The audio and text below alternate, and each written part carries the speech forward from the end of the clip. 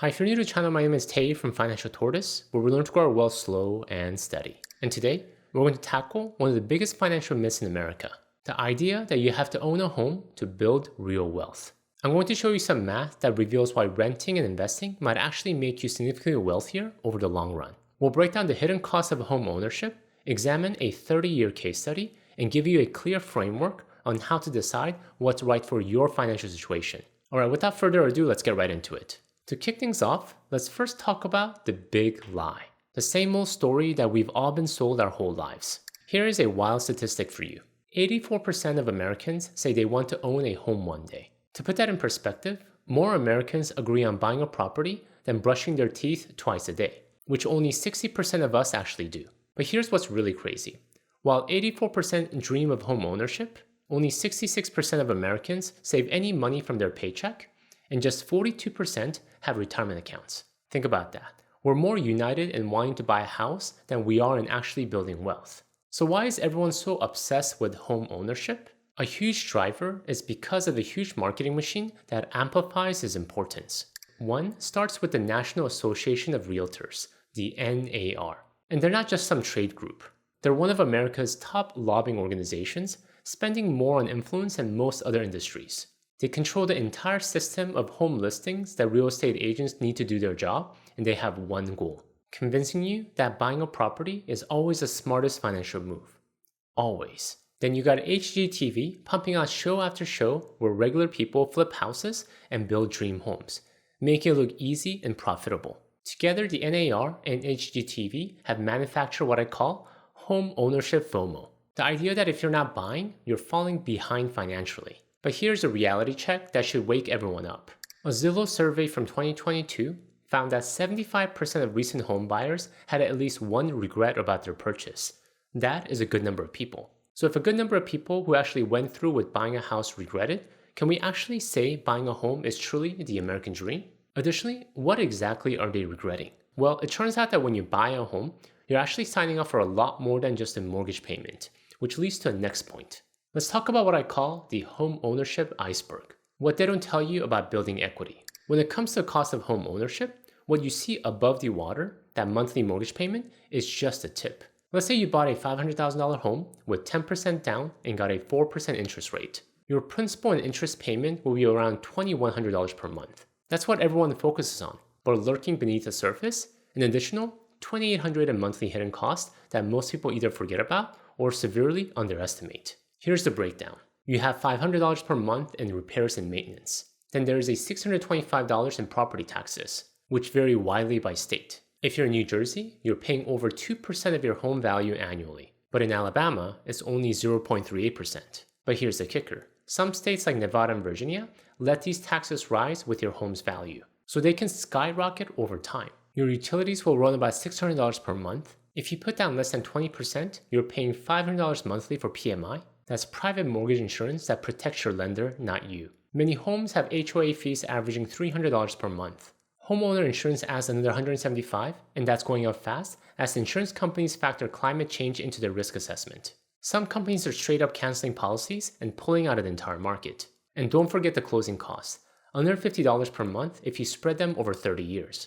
All totaling close to $2,750 in monthly hidden costs that too many of us forget to mention. But here's where it gets really painful. Remember that 4% interest rate I mentioned? Well, I was being a bit generous with that interest rate. If you bought a home recently, you're probably looking at somewhere around 7%, the current rate. So that same $500,000 home with 10% down, your monthly payment jumps from $2,100 to close to $3,000. And over 30 years, you'll pay $630,000 in interest alone compared to $320,000 at the lower rate. That is a $300,000 difference in total interest alone. This is why people have regrets.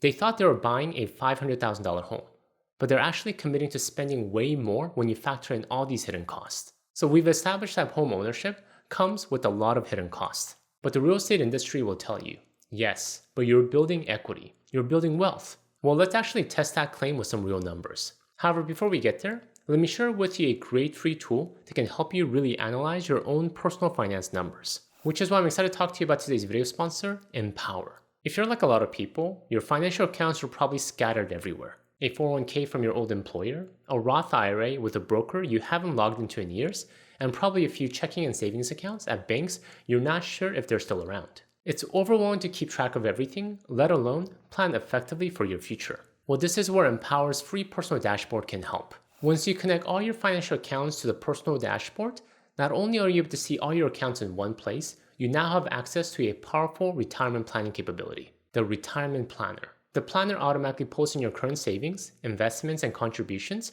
and creates a personalized projection of your retirement readiness based on your actual financial data. You can even account for major life expenses like putting your kids through college or buying a second home and see exactly how they affect your retirement timeline. No more guessing about where your money is, how it's performing, or if you're on track for retirement. And what makes this even better? All these features are completely free when you sign up. So if you want to stop wondering about your retirement readiness and start knowing exactly where you stand, I highly recommend checking out Empower today.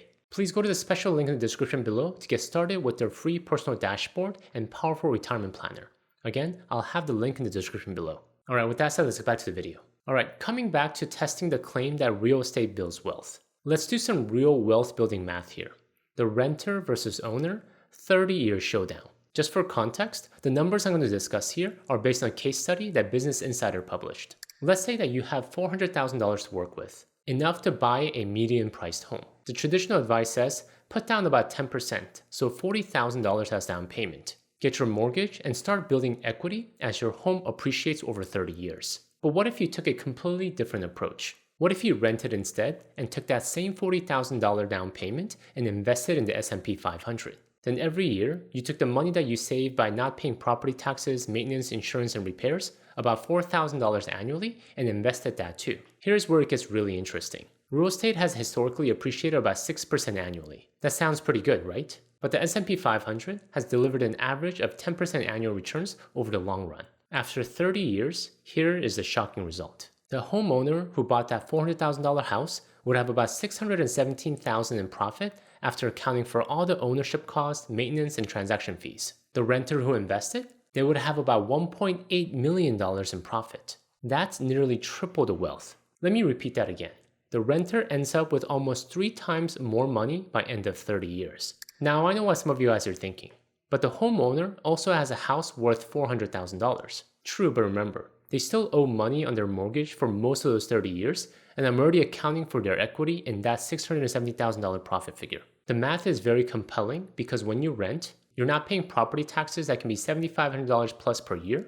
You're not spending $10,000 on a new roof or $15,000 in HVAC systems. You're not paying 6% in realtor commissions when you move. All that money that would have gone into home ownership costs instead goes into investments that compound at higher rates. However, before we can proudly claim that the stock market is the better path to building wealth versus home ownership, I have to be completely honest with you about something. That renter-investor scenario that I just showed you, it comes with one massive caveat that we need to talk about. You actually have to make those investments every single month for 30 years, which requires us to talk about what I like to call the discipline factor, the real secret to building wealth. See, here's the thing about home ownership. It's essentially a forced savings plan. Every month when you make that mortgage payment, you're automatically building equity whether you think about it or not. It's baked into the system.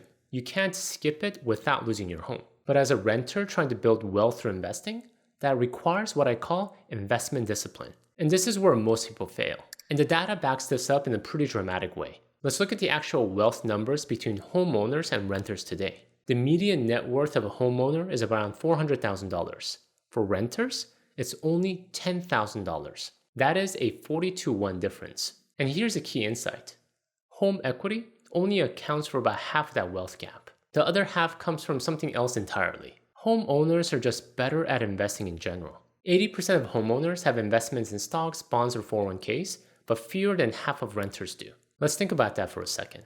The same people who have the discipline to save up for a down payment and commit to a 30-year mortgage are also the people who invest in the stock market. This tells us something crucial about wealth building that goes way beyond the rent versus buy debate. It's not really about the house itself. It's about the habits and mindset that lead someone to buy a house in the first place. The people who become homeowners tend to be planners. They're future-focused. They're willing to sacrifice today for tomorrow. And those same traits make them successful investors regardless of whether they own or rent. So if you're a renter, I would say this is your wake-up call. That theoretical $1.8 million that I showed you, it only happens if you have the discipline to consistently invest month after month, year after year, even when the market is scary, even when you want to spend that money on something else. The house forces you to save, the stock market does not. So now that we've laid out the math and the psychology behind wealth building, you're probably wondering, okay, I get it, Tay, but what should I actually do? Should I rent or should I buy? The honest answer is it depends. Now, before we continue, I have something special I'm excited to share with you. Have you ever considered what your unique financial strength might be? Your money superpower? Perhaps you're naturally disciplined with spending, or maybe you have a special knack for investing, or some of you might have that valuable gift of patience that allows wealth to compound over time. So I put together what I call the Money Superpower Quiz, a quick assessment that will help you identify your personal financial edge. After completing it, you'll not only discover which money superpower you possess, but you'll also get a personalized strategy designed specifically to amplify that strength as you build wealth. And the best part is completely free. Just a small token of appreciation for tuning into my very dry and boring videos. The link is in the description below, so discover your money superpower today and learn how to best leverage it. Alright, with that said, let's get back to the video. So let's talk about when each strategy wins, and the big question of if you should rent or buy if you want to build wealth. Let's start with when buying makes sense. You should consider buying if you can honestly answer yes to these three questions. First, are you planning to stay in the same place for at least 5 years? This is crucial because real estate transaction costs are expensive. With closing costs, realtor fees, and the way mortgage interest is front-loaded, you need time for appreciation to overcome these costs. The typical American homeowner stays put for about 12 years, which works in their favor. Second, can you handle a $2,000 surprise expense without panic? Because when you own a home, your refrigerator will die, your roof will leak, your HVAC system will break, and all of that will happen at the most inconvenient time. So if the thought of dropping $2,000 next week gives you anxiety, maybe home ownership is not for you yet. Third, do you meet the affordability requirements? Lenders use the 28/36 rule. Your housing costs should not exceed 28% of your gross income, and your total debt shouldn't exceed 36%. To afford that median $400,000 home, you need to earn about $121,000 annually. That's 53% more than the current median household income of $79,000. If you're not hitting these numbers, you're setting yourself up for financial stress. Now, renting might be a better wealth building strategy if you want flexibility, live in an expensive market where the rent to buy ratio is way off, or, and this is key, if you have the discipline to consistently invest the difference. Remember, the rent and invest strategy only works if you actually invest. If you're the type of person who struggles to max out your 401k or consistently save money, then home ownership might be the forced savings plan you need. And there's actually a fantastic tool that can help you run the numbers for your specific situation. The New York Times has a rent-to-buy calculator that factors in your local market, how long you plan to stay, your tax situation, and your investment assumptions. I'll have the link in the description because this is not a one-size-fits-all decision. The bottom line is this: both strategies can build wealth, but they require different personalities and different levels of discipline. Alright, so I covered a lot so far, so let me wrap this up by talking about the most important component of this video: your specific path to financial freedom. We started by exposing how the real estate industry has sold us this idea that home ownership is the path to wealth. But after breaking down the math, the hidden costs, and the psychology behind it all, the real truth is much more nuanced. So what should we do? Well, a big part of it comes down to how you perceive wealth. To me, Scott Galloway, who wrote The Algebra of Wealth, defines wealth very well. Wealth is the absence of economic anxiety. Freed of the pressure to earn, we can choose how we live. Notice what's missing from that definition? There's nothing about mortgages, nothing about equity, nothing about owning a property. It's about having enough money so that you're not stressed about money. And here's what's actually encouraging about all this data. You don't need to own a home to achieve financial freedom. In fact, 70% of American households cannot afford to buy a median home right now. But that doesn't mean they have to live a life of financial anxiety. If you're team rent and invest, here is your action plan. First, prioritize wealth building, not home ownership.